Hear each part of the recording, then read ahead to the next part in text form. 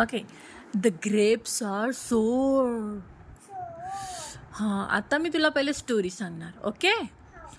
Once a hungry fox reach a वाईनयार्ड.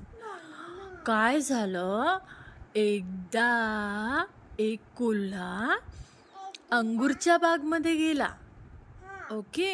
He saw bunches of a grapes hanging above हिम.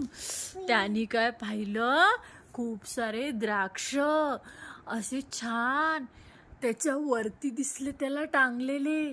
त्याचा वेल होता ना, त्याला खूप द्राक्ष लागली होती. ही जम्प ॲट देम. त्यांनी उडी मारली.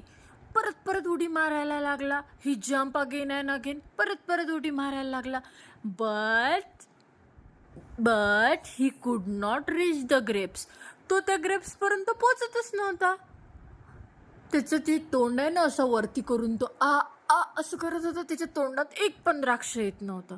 At last the fox was tired. कोल्हा खूप थकून गेला.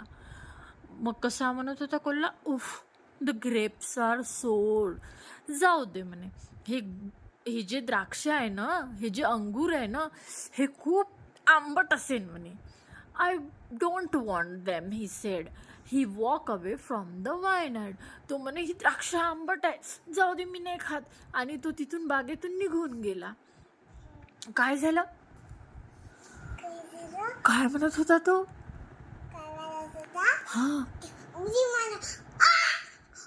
अशी उडी मारली त्याने. आंबट लागत आहे असं म्हणत होता आणि निघून गेला. हा, जर एखादी गोष्ट आपल्याला भेटली नाही तर तिचा राग मानू नये, तिरस्कार करू नये, असं यामधून आपल्याला सांगितलं आहे. हा, द्राक्ष कशी नीट बसायचं बाळा. द्राक्ष कशी होती, कशी होती ग द्राक्ष? आंबट आहे, मला नाही असं म्हणत होता. ओके.